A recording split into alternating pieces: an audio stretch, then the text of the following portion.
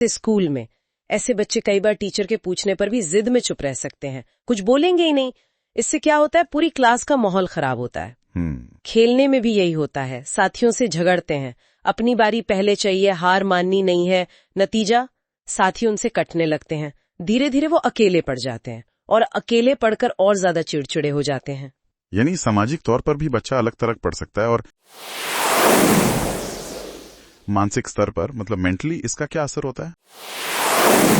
नमस्कार, आज हम श्रद्धा शैल बाला पंड्या जी की एक बहुत ही अहम पुस्तक बच्चों को उत्तराधिकार में धन नहीं गुण दें जी के एक खास अध्याय पर बात करेंगे। बिल्कुल। अध्याय का नाम है बच्चों को हठी न होने दीजिए। हाँ। तो आज हम इसी में गहराई से उतरेंगे। हाँ। समझने की कोशिश करेंगे कि ये बच्चों में हठ आता कहाँ से है, इसके नतीजे क्या होते हैं। हाँ। और हाँ, श्रद्धेया जी इसके लिए क्या रास्ते सुझाती हैं। जी बिल्कुल। और ये जो बच्चों का हठी स्वभाव है ना जी, ये सच में आजकल कई माता पिता के लिए एक बड़ी चिंता का विषय बन गया है। तो श्रद्धेया जी का जो विश्लेषण है वो हमें इसकी जड़ों तक ले जाता है। मतलब ये समझना बहुत जरूरी है कि ये शुरू कहाँ से होता है और इसे संभाला कैसे जाए। हाँ, तो शुरुआत यहीं से करते हैं कि ये हट असल में दिखता कैसा है। हाँ। श्रद्धेया जी लिखती हैं कि कुछ बच्चे तो बहुत मामूली बातों पर अड़ जाते हैं। हाँ। जैसे पैसे मिल गए, फिर भी और चाहिए, और कभी कभी तो ये मतलब हर बात को ना कहने की आदत बन जाती है। हाँ बिल्कुल। इसके पीछे मुख्य कारण क्या है, इस पर श्रद्धेया जी ने रोशनी डाली है। देखिए, पहला तो ये कि बच्चे की हर मांग, चाहे वो सही हो या गलत, उसे फौरन मान लेना।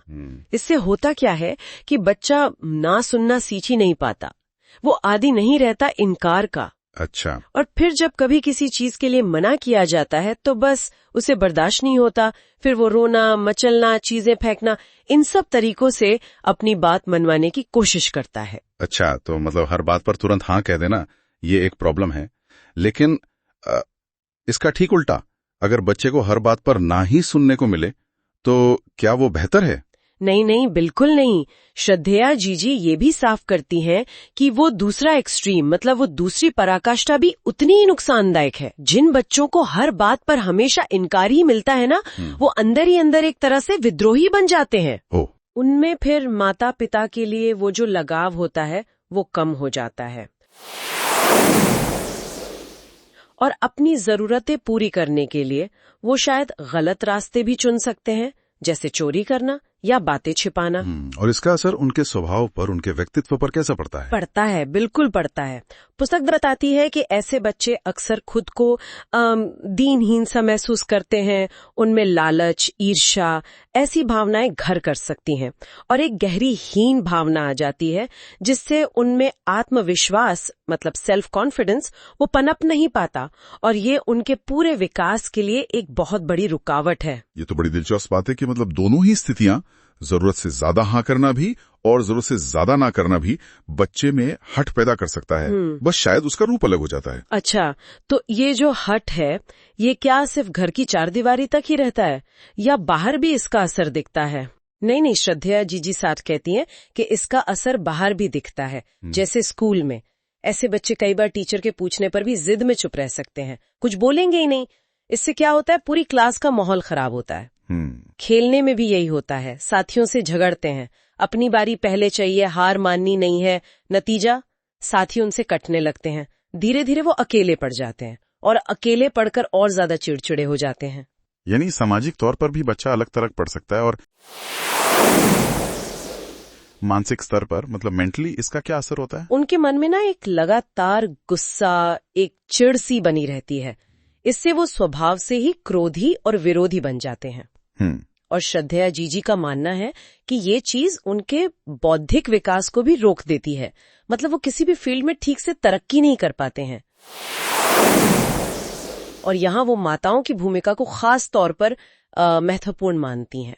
माताओं की भूमिका, वो क्यों? क्योंकि अक्सर बच्चे माँ के ज्यादा करीब होते ना, और माँ का स्वभाव भी कोमल होता है, तो बच्चे कई बार माँ के इसी कोमल स्वभाव का फायदा उठाकर ज्यादा हट कर लेते हैं। अच्छा, तो फिर माताओं के लिए श्रद्धेया जी की क्या सलाह है? मतलब वो इस सिचुएशन को कैसे हैंडल करें? जी जी यही सलाह देती हैं कि माताओं को अपने वात्सल्य मतलब अपनी ममता को विवेक के साथ बैलेंस करना होगा। सोच समझकर बच्चे की हर मांग पर पहले विचार करें, क्या ये वाकई जरूरी है, क्या ये उचित है, और अगर मांग सही भी हो, उचित भी हो, तो भी उसे फौरन पूरा ना करें, थोड़ा रुक कर दें। अच्छा, तुरंत नहीं? हाँ, तुरंत नहीं। इससे बच्चे में धीरे धीरे धैर्य, पेशेंस डेवलप होगा और माँ को खुद भी अधीर नहीं होना है। और अगर मांग अनुचित हो, गलत हो, जैसे श्रद्धा जी ने वो पतंग या आतिशबाजी का उदाहरण दिया है, तब क्या करें? तब तो पूरी दृढ़ता से मना करना चाहिए। श्रद्धा जी कहती हैं कि इस मामले में इतनी मजबूती दिखानी होगी कि बच्चा हट छोड़ने पर मजबूर हो जाए। और अगर कभी किसी मजबूरी में मान लीजिए कोई ऐसी परिस्थिति आ गई कि अनुचित मांग माननी भी पड़े, तो उसे ऐसे ढंग से और देर से पूरा करें कि बच्चे को ये न लगे कि उसकी जिद की जीत हुई है। ये उचित और अनुचित का विश्लेषण करना बहुत जरूरी है। इन सब के अलावा क्या कोई और तरीका है जिसे श्रद्धेया जीजी सबसे बेहतर मानती हैं? कोई सबसे उत्तम उपाय? हाँ है, और श्रद्धेया जीजी के अनुसार वो सबसे कारगर उपाय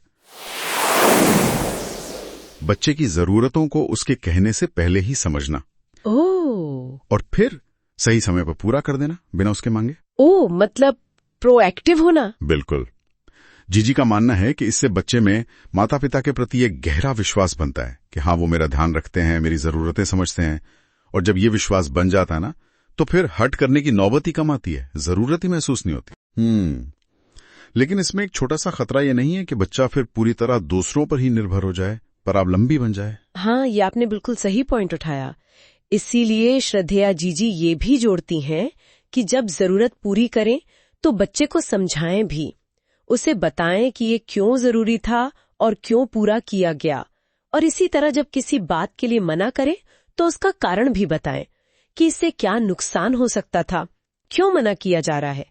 इस तरह बच्चा जरूरत के सही गलत को खुद समझना सीखेगा और बेवजह की जिद करने की आदत नहीं डालेगा, वो परावलंबी नहीं बनेगा। तो कुल मिलाकर अगर हम देखें तो श्रद्धा जीजी के विश्लेषण का सार यही लगता है कि बच्चों को हटी होने से बचाना है तो उनकी मांगों के पीछे की जो भावना है, जो जरूरत है, उसे समझना होगा, प्यार और दृढ़ता का एक संतुलन साधना होगा, और सबसे बढ़कर एक विश्वास का रिश्ता बनाना होगा। बिल्कुल सही।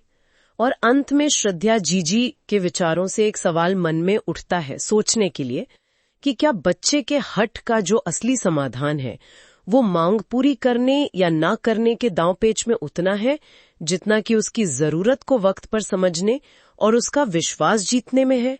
शायद ये विश्वास ही वो नींव है, वो फाउंडेशन है जिस पर बिना हट वाला एक स्वस्थ व्यक्तित्व खड़ा हो सकता है। ये हर माता पिता के लिए आत्मनिरीक्षण का विषय है।